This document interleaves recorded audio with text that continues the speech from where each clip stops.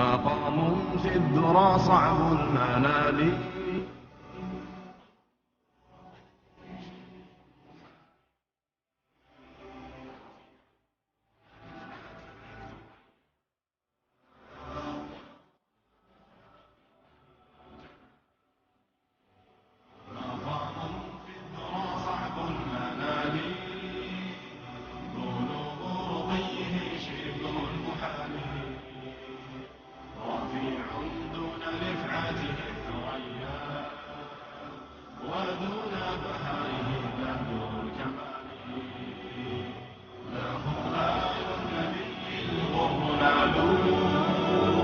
فآل المصطفى أكرم بآله ميامين عمالقة عظام بدين محمد بالغ المعالي.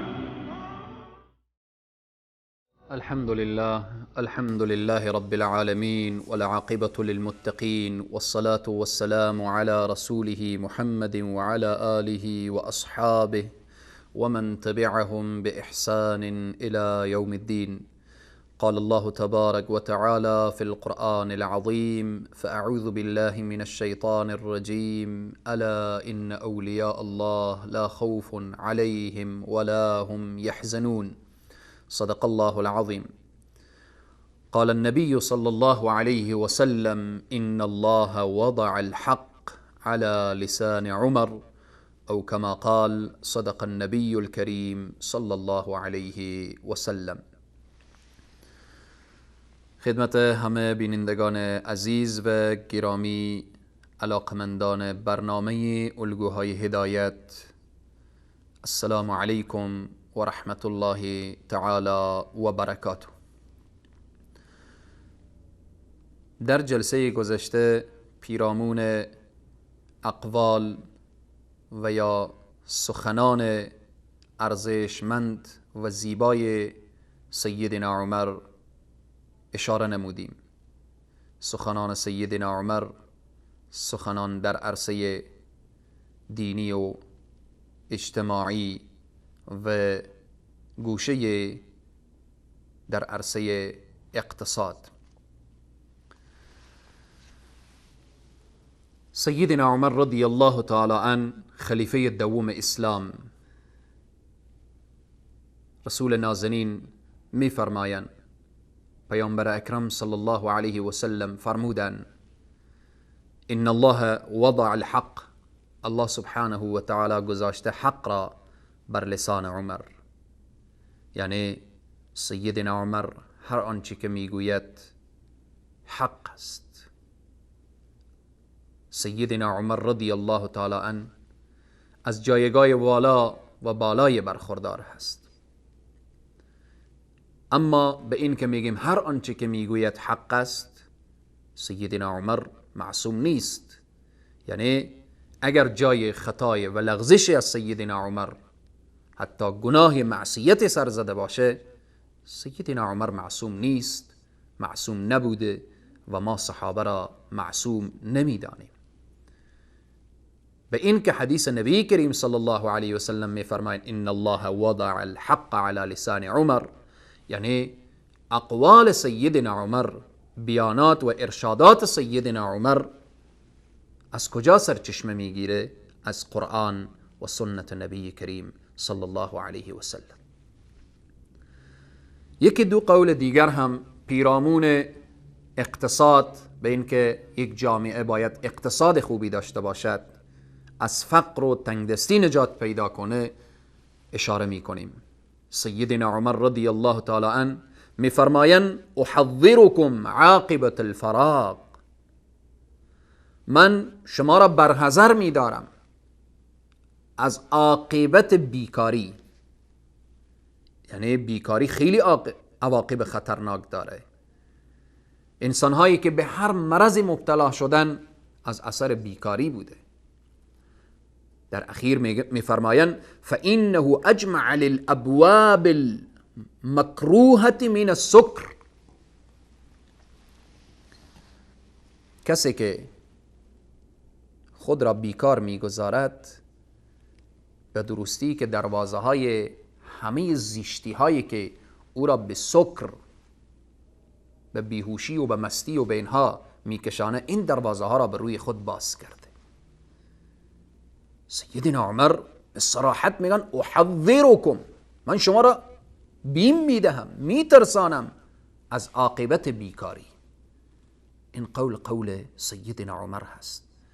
یعنی جامعه بیکار فقر دامنگیرش می شود، جامعه تنبل فقر دامنگیرش می شود. سیدنا عمر می خواهد که این جامعه را سوق بدهد به طرف اینکه از فقر و از تنگدستی نجات پیدا کنند. همچنین سیدنا عمر می فرمایند برای انسانهایی که اهل کار هستند، برای انسانهایی که اهل تجارت هستند، برای انسانهایی که بیع و شرا دارند، برای انسانهایی که خرید و فروش دارند، برای انسانهایی که در این راه تجارت و اینها گام برداشتن، میفرمایند ان العمل کیر فانظر کیف تخرج منه. همانا کار و وظیفه متوجه باشید که این مشابه یک آهنگری است، یک کوره هست. وقتی شما داخل شدید متوجه باشید که چگونه از این بیرون میشوید. یک تعبیر، یعنی این کار شما را میسازه. شما استقامت داشته باشید. در برنامه گذشته اشاره کردیم که شخص نباید یک معامله را کرد وقتی برایش نقصانی پیش آمد فوراً ترک نکنه، بار دیگر انجام بده، بار دیگر. در یک قول اینا مرات آمده، چندین مرتبه او معامله را داشته باشه، بعد اگر دید که در ازی خیری نیه ترک بکنه. اما اگر در بیع و شرا، در معامله، در کار این کوره هست. سیدنا عمر میگه متوجه باش که این کار تو را میسازه، عاقبت زیبایی داره، ولو که درآمد اندک باشه، ولو که درآمد اقل باشه. این کار سرنوشت تو را میسازه، زندگی تو را میسازه، عاقبت تو را میسازه. در قول دیگر آمده که ان العمل کثیر، کار فراوان هست. انسان نباید تشویش کنه من بیکارم. چرا بیکاری؟ کار پیدا نمیشه. وقتی سیدنا عمر میفرمایند که ان العمل کثیر، کار زیاد هست، بعضی انسان ها میگن کار پیدا نمیشه. خب شخص میخواد از ابتدا تجارت شروع کنه، از ابتدا سرمایه بزرگ داشته باشه، از ابتدا خانه لوکس داشته باشه، موتور لوکس داشته باشه، زندگی خوب داشته باشه. امکان نداره. از ابتدا شروع کن، از راه حلال. خود را بیکار نگذار. بیکاری عیب هست ولی کار عیب نیست. این برادرانی که در داخل کوچه و بازار میبینید سرک جاروب میزنن، برای اینها عیب هست؟ خیر، بزرگترین شرف هست. از آبله کف دست در خدمت وطن، در نظافت وطن، کوچه و بازار تلاش میکنن، آبرومندانه پول پیدا میکنن. اما تو کسی که بیکار نشستی و این کار را قبول نمی کنی، برای تو عیب هست. سیدنا عمر میفرمان کار زیاد هست، ولی این که انسانها دلیل میارن این کار به میل من نیست، این کار درآمد نداره، این کار بالاخره بیکاری درآمد داره، خانه نشستن درآمد داره، سر کوچه نشستن درآمد داره، ویل گشتن و بالاخره از این پارک و به این پارک و این را اذیت کن و این را اذیت کن، این درآمد داره. به هر حال سیدنا عمر میفرماید که کار فراوان هست ولی تلاش بکن که بیکار نباشی. همچنین سخن اخیری که پیرامون بخش اقتصاد را اشاره میکنم اینه که روزی سیدنا عمر رضی الله تعالی عنه از جای عبور میکردن، جوانی نشسته بود. چرا اینجا نشسته هستی؟ گفت که بیکارم. سیدنا عمر رضی الله تعالی عنه طرفش نگاه کرد، دید که جوان هست، قوت و نیرو و انرژی در وجودش هست، میتواند بیل بزنه، میتواند بالاخره کار بکنه. سیدنا عمر طرفش نگاه کرد، گفت دیگر دم روی من استاد نشه. سیدنا عمر وقتی دانست که کار برایش مهیا هست ولی کار نمیکنه، گفت در مقابل چشم من دیگه استاد نشو. نمیخوام انسان بیکار را در چشم خود ببینم. حتی در بعضی از اقوال سیدنا عمر در جلسات گذشته اشاره کردیم که سیدنا عمر یک جوان بیکار دید که برای زنان مسلمان در مدینه، برای دختران مسلمان اذیت میکنه، موها را چرب میکنه. خب بالاخره با عبا و قبا و بسیار لکس، فقط وظیفهش اذیت کردن دختران مسلمان هست. سیدنا عمر واقف شد، او را خواست، دیگه گفت تو را در مدینه نبینم تا عمر زنده باشه، دیگه حق نداری در مدینه وارد بشی. بیکار میگردی، یک جرم، اشخاص اذیت میکنی، دیگر جرم، و برای دختران مسلمان آزار و اذیت میرسانی و چشم چرانی داری، دیگر جرم.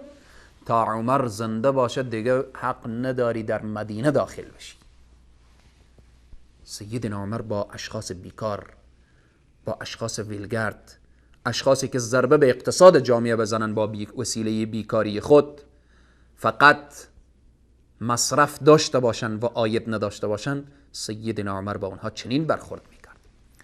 گفتار سیدنا عمر رضی الله تعالی عنه در عرصه سیاست.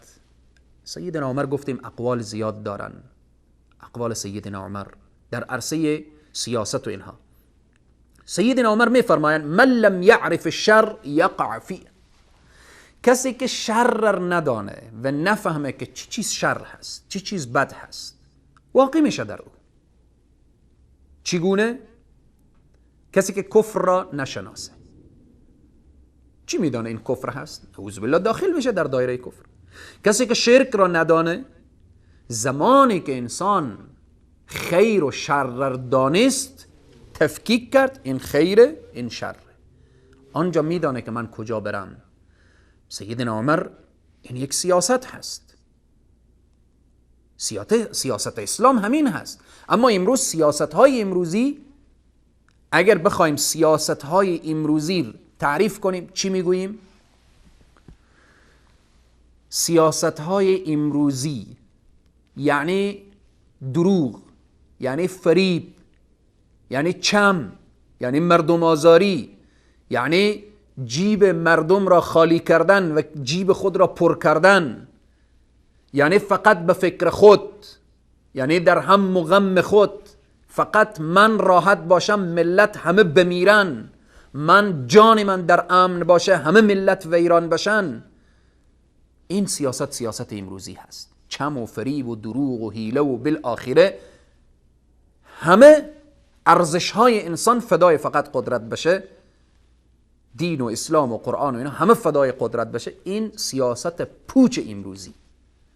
اما سیاست اسلامی چنین نیست. سیاست اسلامی سیاستیه که باید انسانها سرفراز و سربلند زندگی کنن. سیاست اسلامی و قرآنی اینه که باید انسانها در امن، در امنیت و در اقتصاد، بدور از فقر، بدور از رنج، بدون از مشکلات باید زندگی کنن. این سیاست اسلامی هست. سیدنا عمر میگه شر اگر کسی نشناخت بر او واقع میشه، گناه را کسی نشناسه به گناه داخل میشه، معصیت نشناسه به معصیت داخل میشه. دشمن را نشناختی در کنار دشمن می نشینی، میدانی که این گرگ هست، خود را از او برحذر میداری. اما اگر ندانی که این گرگ درنده و تو را از بین میبره، میری در کنارش طعمه گرگ میشوی. این سیاست اسلامی هست که سیدنا عمر میگه من لم یعرف الشر، کسی که شر را نشناخت چه کار میشه؟ یقع، واقع میشه فیه درو. که الله سبحانه وتعالی بر ما توفیق بده که خیر و شر را بشناسیم، یعنی کفر و اسلام را بشناسیم، نواقض اسلام، چی چیز اسلام را نقض میکنه میشکنه باید بشناسیم، دشمن را باید بشناسیم، شیطان را باید بشناسیم، ابلیس را بشناسیم، دشمنان دیرینه خود را باید بشناسیم، تا اینکه ما طعمه گرگان و گرگ صفتان نشویم. به همینه که شعر بیدل هم در اینجا یاد اومد که میگه تواضعهای دشمن مکر صیادی بود. بیدل ایر بفهم بدان، وقتی یک صیاد تواضع میکنه، این تواضع به خاطر خدا هست، این به خاطر احترام توست.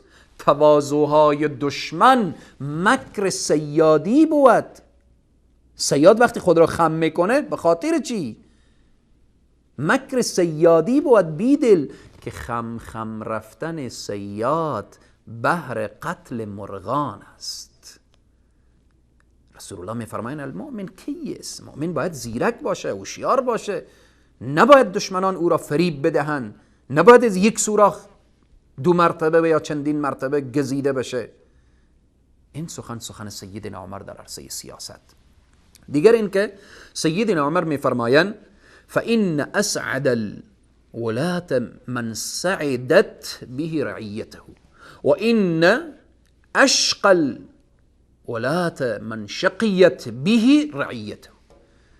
خوشبختترین امیر، والی، رئیس جمهور، خوشبختترین از او کسیه که خوشبختی را میاره بر رعیت خود. بدبختترین والی و امیر و پادشاهیه که شقاوت و بدبختی ایجاد میکنه بر رعیت خود. پیرامون سیاست اقوال زیاد سیدنا عمر دارن که ادامه این سخنان را بعد از یک میان برنامه انشاءالله بیان میکنیم. با ما باشید.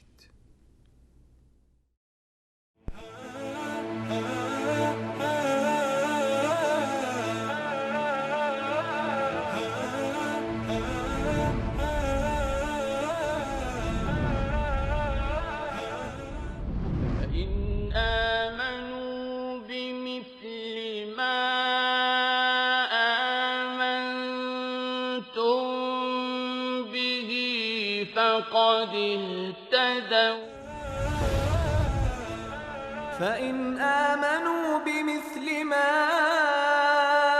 آمنتم به فقد اهتدوا فإن آمنوا بمثل ما آمنتم به فقد اهتدوا. به طور قطع هدایت یافته‌اند و اگر از حق روی گردانی کنند پس راه مخالفت و دشمنی را در پیش گرفته‌اند و به زودی الله تو را در برابر شر آنها کفایت خواهد کرد و او شنوا و داناست. مجددا خدمت همه عزیزان السلام علیکم و رحمت الله تعالی و برکاته. سخنان سیدنا عمر پیرامون سیاست گفتیم. سیدنا عمر میفرمایند خوشبختترین حاکم و رئیس جمهور و امیر منطقه کسیه که رعیتش خوشبخت باشه. بدبختترین زعیم کشور یا امیر منطقه و یا بالآخره پادشاه کشور کسیه که رعیتش به طرف بدبختی روان باشه.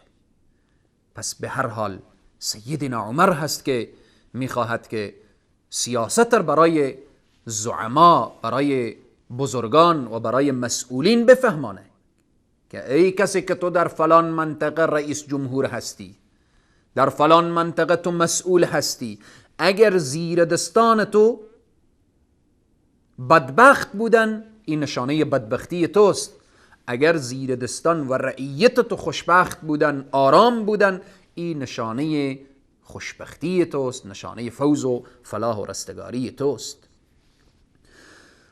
سیدنا عمر رضی الله تعالی عنه در جای دیگر می فرمایند من كثرت ضحكه او ضحكه قلت هیبته. کسی که اگر خنده اش زیاد بود، قرآن چی زیبا می فرماید فلیضحکوا قلیلا ولیبهک فلیضحکوا قلیلا ولیبکوا کثیرا. شما متوجه باشید وقتی میخندید کم بخندید، اما زیاد گریه کنید. فلیضحکوا قلیلا ولیبکوا کثیرا. سیدنا عمر میفرماید کسی که زیاد بخنده هیبتش کم میشه. و من مزح استخف به، کسی که زیاد مزاح کرد، زیاد حرفهای شوخیانه و اینها را به زبان آورد، این جایگاه خود را از دست میده، سبک میشه، پیرامون سیاست هست. و میفرماین من کثر کلامه، کسی که سخن از او زیاد شد، سقطه، چه کار میشه؟ کثر او کثر، زیاد میشه لغزش های از او، زیاد میشه اشتباهات از او. و من کثر، از کسی که زیاد شد اشتباهات از او، چی میشه؟ قل حیاؤه، حیائی او کم میشه. و من قل حیاؤه، از کسی که حیایی او کم شد، قل ورعه، وقتی حیا کم شد، حیا رفت، تقوای او کم میشه، خدا ترسی او کم میشه. و من قل ورعه، از کسی که کم شد تقوای از او، مات قلبه، قلبش میمیره. چقدر نکات زیادی.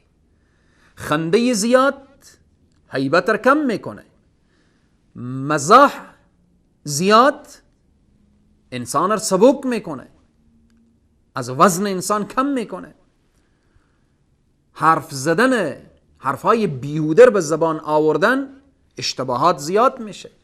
وقتی اشتباهات زیاد شد حیا کم میشه، وقتی حیا کم شد تقوا کم میشه، وقتی تقوا کم شد قلب انسان که مرکز سلامتی انسان هست، که رسول الله میفرمایند الا ان فی الجسد مضغه و اذا صلحت صلحت كله و اذا فسدت فسدت كله الا وهي القلب. اگر این در حال از بین رفتن بود، او سلیم و سلامتی خود را از دست داد، انسان بدبخت دنیا و آخرت میشه.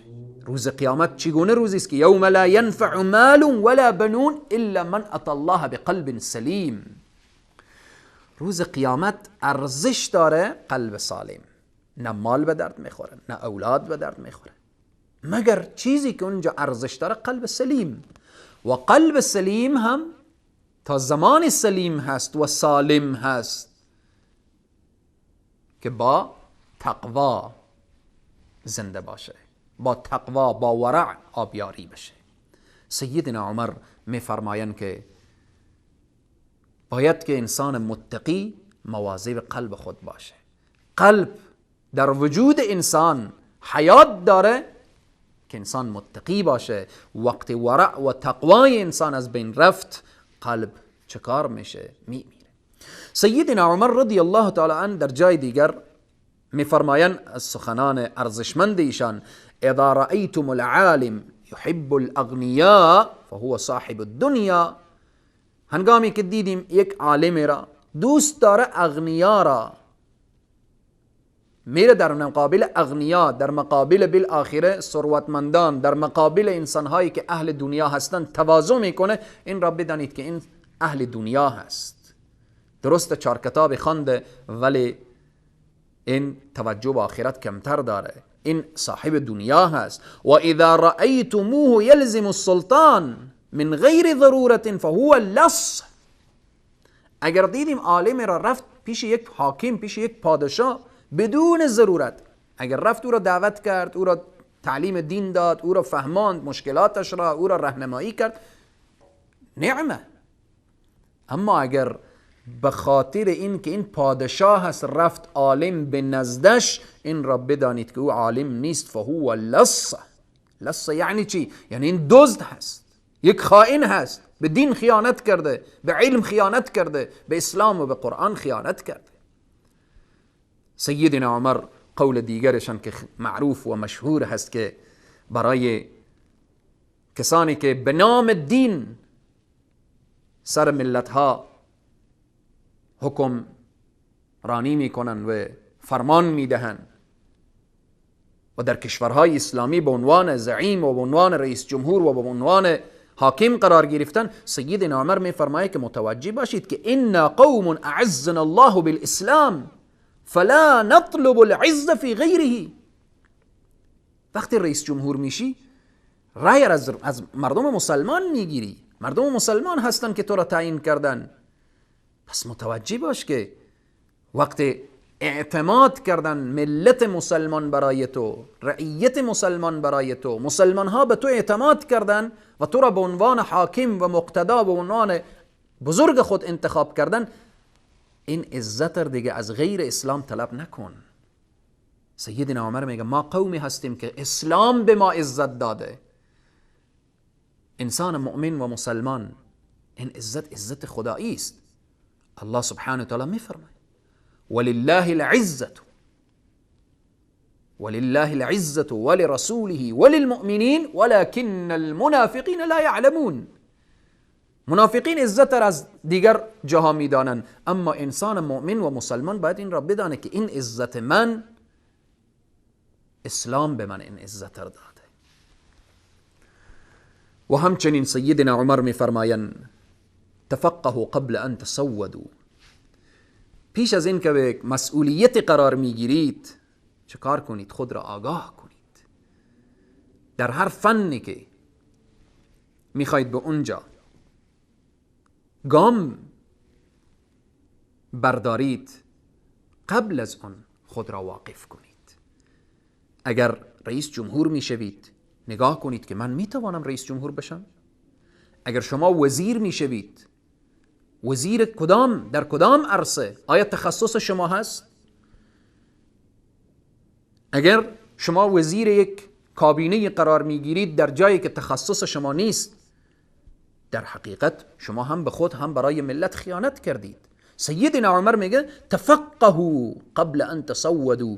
پیش از این که شما به یک مسئولیت قرار میگیرید شما خود را آگاه کنید. در اون مسئولیتی که میخواهید بروید و خدمت کنید، باید خود را کاملا در هر عرصه‌ای که هست باید خود را واقف کنید.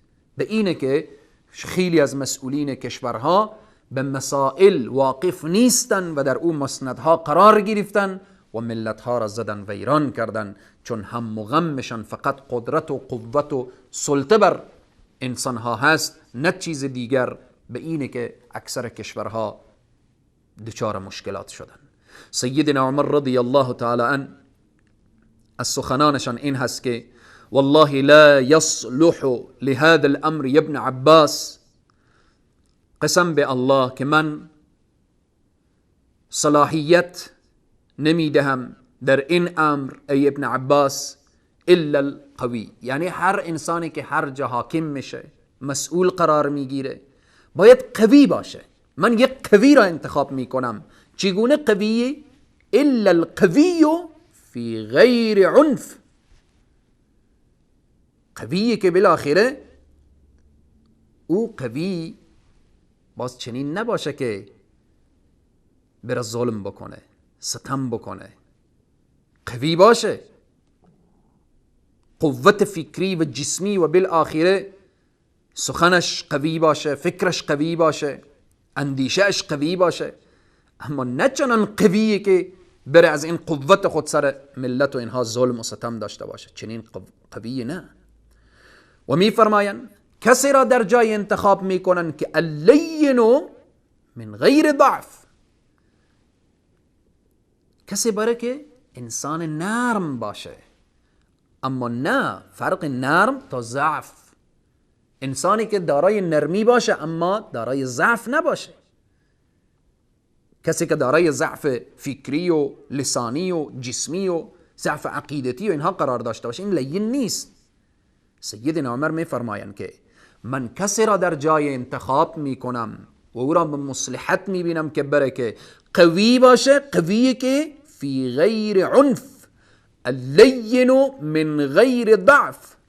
والممسک گرفته باشه، مال بیت المال را حیف و میل نکنه، ضایع نکنه. اما چی؟ من غیر بخل. ممسک فرق میکنه تا بخیل، باید که بخیل نباشه. و همچنین میفرماین کسی را در جای باید انتخاب بشه که جواد باشه، سخاوتمند باشه، فی غیر اسراف،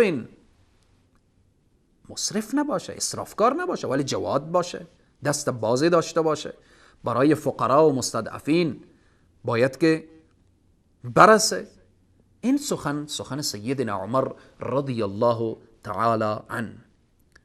از جمله سخنان سیدنا عمر رضی الله تعالی عنه اینه که میفرماین اذا اراد الله بقوم شرا، وقتی الله اراده شر را به یک قوم داشته باشه، الزمهم الجدل و منعهم العمل. وقتی که الله بخواد یک قومی را عذاب بکنه، یک قومی که از خدا جدا بشن، از الله فاصله بگیرن، از احکام خدا فاصله بگیرن، اقوال خدا و پیامبر و بزرگان دین را فراموش کرده باشن، برن دنبال بالاخره قانونهای غرب و دنبال حرفهای پوچ این و آن، اصل و اساس را وقتی رها کنن، الله وقتی به این چنین قومی که خودشان نخواسته باشن خیر را، الله بر اینها وقتی که اراده شر بکنه چه کار میکنه؟ الزمهم الجدل، اینها به جدل میاندازه، اینها در جان هم دیگر گرفتار میشن، اینها به نام قوم و قومیت و قومگرایی و بالاخره اینها به نام حزب و فلان به جان هم دیگر که افتادن. و منعهم العمل، از کار میمانن. از کار ماندن، از یک طرف مشکلات ناامنی، از یک طرف مشکلات اقتصادی. وقتی کار نبود ضربه بزرگی بر اقتصاد هست و سیاست دینی نمی شود. زمانی که در کشور سیاست دینی به وجود آمد، سیاست قرآنی به وجود آمد، آنجا اقتصاد شرعی میشه و انسانها از مشکلات فقر و بیچارگی و اینها نجات پیدا میکنن. آخرین سخن خود را درباره سیدنا عمر به قول ابن مسعود، عبدالله ابن مسعود ختم میکنم. عبدالله ابن مسعود میفرمایند درباره سیدنا عمر، من و شما در آخرین جلسه از جلساتی که پیرامون سیدنا عمر صحبت شده قرار داریم. این آخرین جلسه هست. سیدنا عمر شخصیت است که اگر سالها بگوییم هنوز کم گفته ایم.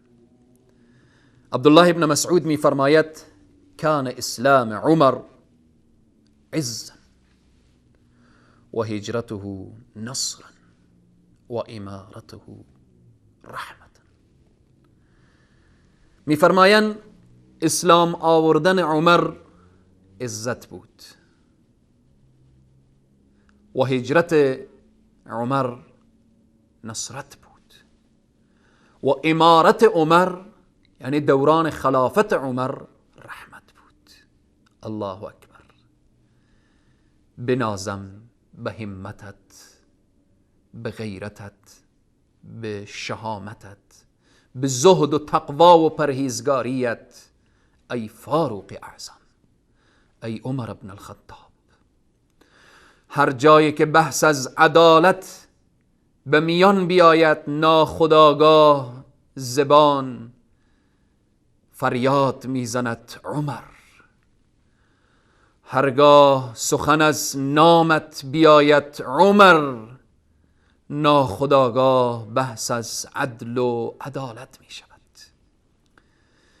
بنازم به اون شخصیتی که اسلامش به اسلام عزت داد، هجرتش نصرت و پیروزی را به وجود آورد و خلافت و امارتش برای مسلمین رحمت بود.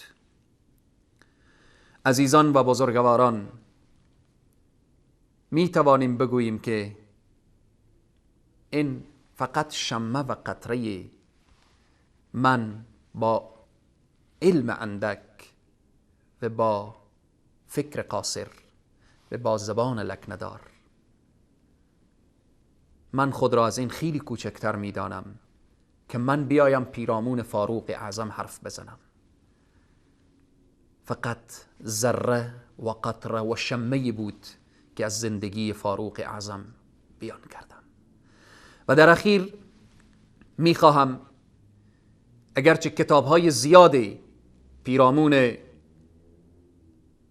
شخصیت سیدنا عمر، پیرامون عدالت سیدنا عمر، پیرامون زهد و تقوا و پرهیزگاری سیدنا عمر تحریر شده است، حتی درباره سیدنا عمر از محققین مسلمان که میگیم دوستدار سیدنا عمر بودن کتاب نوشتن، حتی غیر مسلمان ها هم پیرامون عدالت سیدنا عمر کتاب و سخنانی دارن که دوران سیدنا عمر آنها میگوین که یک دوران طلایی و یک دورانی که تاریخ دیگر سراغ ندارد. بناهن به خاطر اینکه عزیزان و دوستداران سیدنا عمر بخوان بیشتر و بیشترتر نسبت به سیدنا عمر معلومات داشته باشند، من یک کتاب که به زبان فارسی هست جدید ترجمه شده از دکتر علی سلابی هست که عمر بن الخطاب خلیفه دوم اسلام بررسی و تجزیه و تحلیل زندگی سیدنا عمر هست. این کتاب را به همه عزیزان من معرفی می کنم که توصیه می کنم برای خواهر و برادر که این کتاب را بخوانید. این کتاب سیدنا عمر رضی الله تعالی عنه، این کتاب را حتما مطالعه کنید، بخوانید و شخصیتی که الله سبحانه و تعالی از فوق آسمان ها تعریف و توصیف سیدنا عمر را دارد. شما حتما این را بخوانید و زندگی سیدنا عمر را و اقوال سیدنا عمر را در زندگی خود پیاده گردانید تا خوشبخت دنیا و آخرت بشوید. شاید بعضی از دوستان این کتاب را نتوانند به دست بیاورند، آنها را توصیه می کنم به این که در سایت عقیده مراجعه فرمایند. این کتاب در سایت عقیده موجود هست، از اونجا می توانند کسب کنند و مطالعه کنند. بار الها پروردگارا همه ما را پیرو واقعی اصحاب نبی کریم صلی الله علیه و سلم داشته باش. پروردگارا روح سیدنا عمر را شاد هست، شادتر و خوشحالتر در جنت الفردوس، امان طوری که در دنیا در کنار یار خود نبی کریم صلی الله علیه و سلم قرار داشت، دفنش در کنار یارش نبی کریم صلی الله علیه و سلم هست، حشرش با نبی کریم صلی الله علیه و سلم هست.